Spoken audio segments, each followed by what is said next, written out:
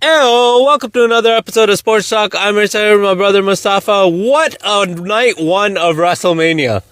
What a night. Started off with a bang, probably one of the greatest entrances I've ever seen in my life. The Yeet Man himself, Jey Uso. And I called it. I think I've been right in every pick that I've made.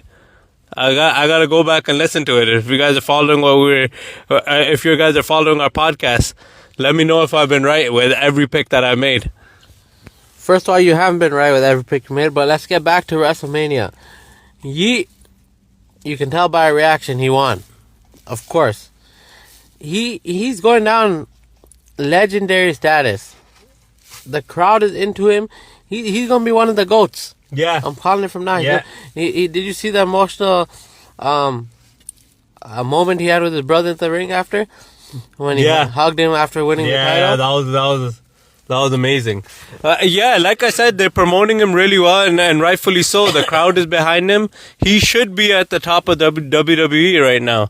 I think he's the most famous athlete they have right now. And he's following the steps of his cousin Roman Reigns, who I already told everyone, that's the GOAT. That's the tribal chief. There's a tribal chief. That's one of the GOATs for sure. And he's headed this way too. But anyways, it was an amazing match. Not just the entrance. I just said the entrance because the entrance was just amazing. But it was a really, really good match. And he performed really well. Yeah, so we'll go on to the next match, the World Tag Team Championship. The War Raiders versus the New Day. A slightly lackluster match. Yeah. The New Day won the Tag Team Championship, but slightly lackluster in my opinion. But yeah, I called that win too, actually. I said New Day was going to win. But yeah, surprisingly lackluster in my opinion. Usually, New Day brings good energy, and their matches are usually a lot of fun to watch. But yeah, I didn't find it was too entertaining. I had to cut you off. This is Kingston's first title win on the grand stage since he beat Daniel Bryan in 2019 for the WWE Championship. Yeah. I mean, yeah, not much to say about this match. Honestly, I didn't like it too much. 2019. Did I just say 2019? Yeah. 2019. Yeah. But yeah, no, I was expecting more for this match. I really was. I was expecting a lot. The fans were into it. That's why it seemed more lackluster than it was. I wasn't into it either, so I don't blame the fans. But anyways, let's move on to the next fight. Jade Cargill and Naomi. That was a pretty decent fight match, and to note, it was the first female event at WrestleMania that wasn't a title match since WrestleMania 22. It was the first singles match between two women that were non-title fights. Yeah, so it was good to see that, and their match was actually really good. I thought it was entertaining, and like I said again, I chose the right person. I said Jade Cargill's gonna win, and she did.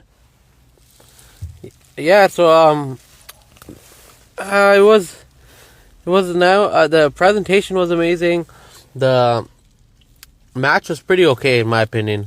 No, it was a good match. It was okay. It was a good match, but if you watch the main event compared to the main event, I think the main event blew everyone apart. So after watching that, it kind of made me rethink all the grading for the matches. Yeah, that is true. But I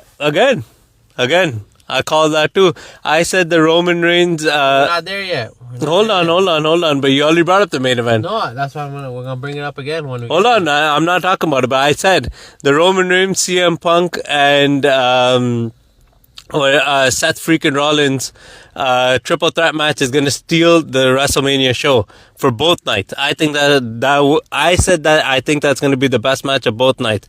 But we'll get back to that after we talk about the next match.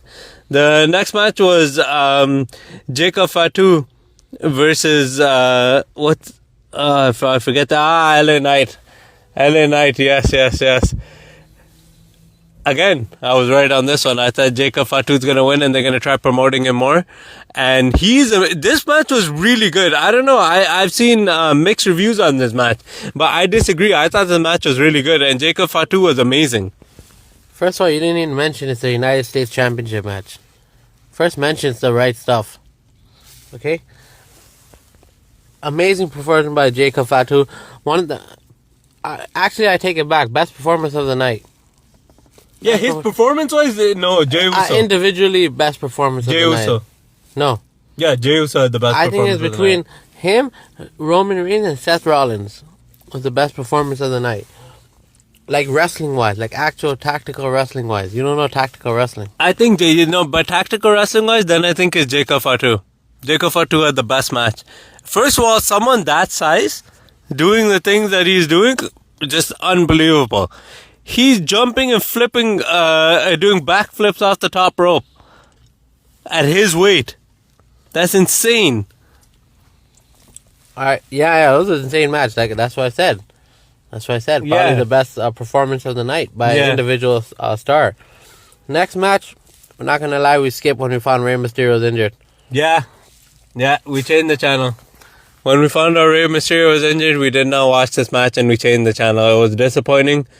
And we got back to WrestleMania after this match. So, I mean, we don't have much to say about this match, and we didn't even watch the highlights of it.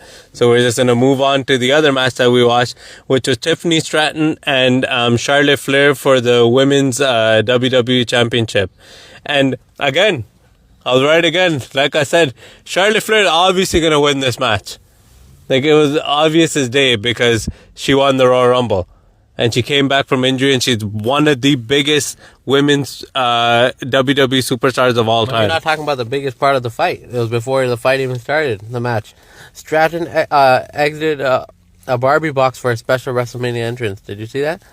Yeah, that was amazing. No, I know, I'm just saying, like, my choice was right. That's all I was saying. I was going to talk about the match after. I didn't think the match was as good as... No, the match was good. I see a lot of people giving the ranking A+. For this match. I think it was a solid B+. No, this match was good. It had a lot. It was back and forth. It had a lot of good. They're doing a lot of good moves. It was a good match. Like, I don't know what to tell you. I'm gonna cut you off. The only thing with this match was they were kind of wearing the same exact outfit, which was, and they both have blonde hair. So if you didn't know the fighters too well, like, it's hard to tell who's who. But yeah, obviously if you're a wrestling fan, then it's easy to tell. But yeah, I felt like they should have worn a little different outfits. That's all I would say about this match. Best match of the night, the triple threat match. CM Punk, Roman Reigns, Seth Rollins.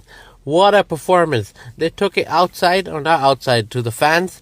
They got the fans involved. Roman Reigns jumped over the barrier, whatever it's called, and clothesline both Seth Rollins and CM Punk into the fans, which was one of the most amazing things I've ever seen. Yeah, no, this match was amazing, and we all know who stole the show in this match. Probably the greatest manager of all time, Paul Heyman. Paul Heyman stole the show. His character in this match when he was crying, and if you guys watched the match, I don't know, there's going to be a lot of spoiler alerts, but I guess it already happened. So if you haven't watched it, we're going to spoil it for you. He double crosses Roman Reigns.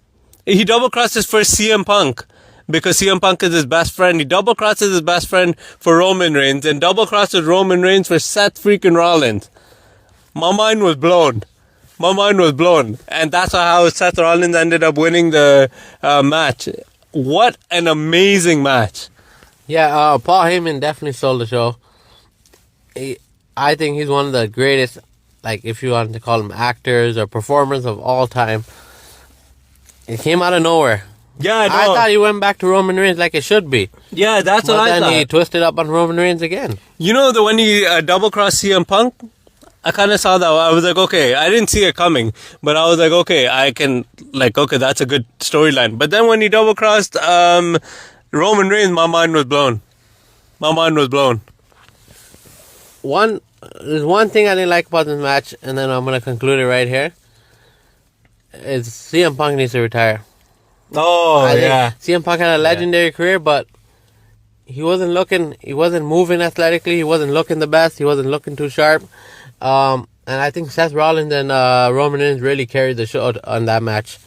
But yeah, let us know what you think. We're going to talk about the second night when it happens, and tune in for our next episode. Thank you for listening.